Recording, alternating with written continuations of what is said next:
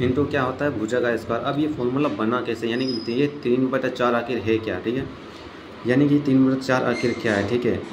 अब देखिए यानी कि यह क्या बोला, यानी समबाहु त्रिभुज का क्षेत्रफल, ठीक है, क्षेत्रफल क्या होता है, यानी कि 1/2 आधार गुणित ऊंचाई, ठीक है। अगर त्रिभुज का क्षेत्रफल क्या होता है, यानी कि 1/2 आधार गुणित ऊंचाई, ठीक है। मान लीजिए यानी कि 1/2 समझाने के लिए बता रहा हूँ, बेसिकली पॉइंट पे समझाने के लिए, ठीक है, यानी कि 1/2 इंटू आधार इंटू ऊंचाई, ठीक है। अब आधार इंटू ऊंचाई, यानी कि आधार क्या है इसमें, आधार तो ये है और ऊंचाई ये है, ठीक है। तो इस तरह से आप निकाल पाओगे, नहीं निकाल पाओगे, लेकिन यहाँ पर क्या है साइन इंटू कॉस। अब देखिए ट्रायंगल जो होता है, यानी कि साइन 60 इंटू कोस 60 यहाँ पे अप्लाई होता है, यानी कि साइन क्या होता है लंब बटे कर्ण और कोस क्या होता है आधार बटे कर्ण, ठीक है। यानी कि लाल बटे कक्का वाला फॉर्मूला के ए, ठीक है। ये जो फॉर्मूला होता है आपको हमेशा याद रखना है, यानी साइन जो लाल बटे कक्का होता है, ठीक है, यानी लंब बटे कर्ण आधार कट्टे बटे कर्ण, ठीक है।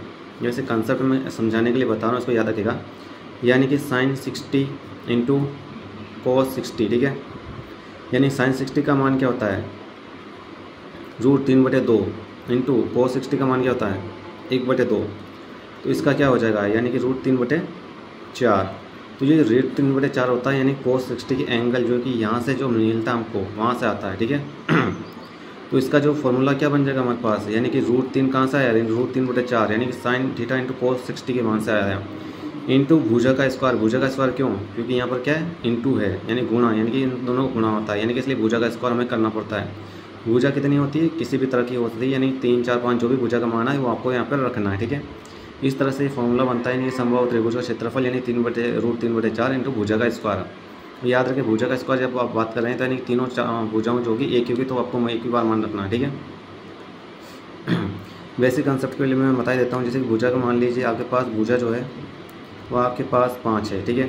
तो इसको अगर सोल्व करना हो तो क्या होगा, यानी कि √3 इंटू 4/4 इंटू 5 का स्क्वायर।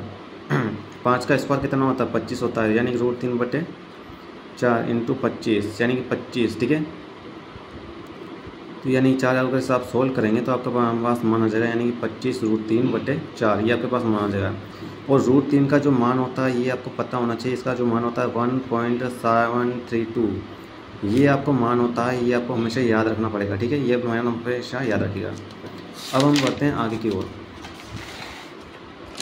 ठीक है। अब हम बढ़ते हैं यानी कि आगे की ओर, यानी आगे जब हम देखते हैं तो इसमें आता है यानी कि समबाहु त्रिभुज की ऊंचाई, ठीक है।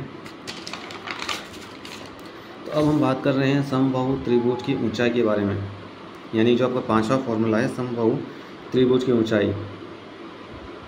तो समबाहु त्रिभुज की ऊंचाई क्या होती है, इसका जो फॉर्मूला होता है जब आपको कोई एक ऊंचाई न दे रखी हो तो इसका फॉर्मूला जो होता है यानी कि √3/2 इंटू भुजा की लंबाई, ये लंबाई होता है, ठीक है।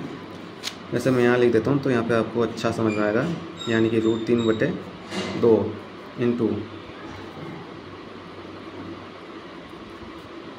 भुजा की लंबाई, ठीक है। तो इसका जो फॉर्मूला क्या होगा, यानी कि √3/2। अब ये √3/2 का मान क्यों आया, क्योंकि हमें क्या चाहिए लंबाई चाहिए, यानी कि लंब बटे कर्ण, यानी कि कोस का मान क्या होता है, यानी कि √3/2 इंटू भुजा की लंबाई, ठीक है। तो यहाँ से क्या बना, ये मान वहीं से आता है, यानी कि थीटा के मान से जो 60 होता है, ओनली फॉर लंबाई चाहिए, यानी कि लंब बटे कर्ण, यानी कि साइन 60 का मान क्या होता है √3/2, साइन 60 का मान क्या होता है √3/2 और cos 60 का मान जो होता है उनसे निकाला जाता है, यानी कि इसलिए मान आता है, यानी कि √3/2 भुजा की लंबाई।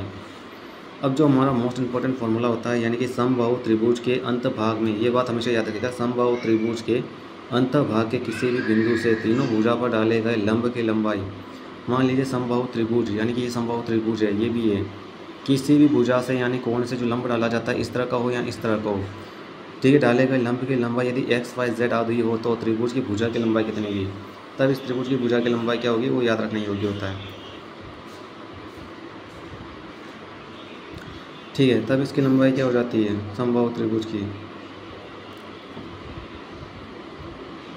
तब समबाहु त्रिभुज की भुजा की लंबाई क्या हो जाती है, इसकी जो लंबाई होती है वो होता फॉर्मूला, यानी कि 2/√3 into x plus y plus z. याद रखिए √3 जो होता है यानी कि उसी तरह से साइन कोस थीटा के जो मान से निकलता है 60 एंगल का वहीं से होता है, लेकिन ये 2/√3 जो होता है वहीं से निकलता है और जो उसका एक्स प्लस वाई जेड यानी इन तीनों की लंबाई होती है।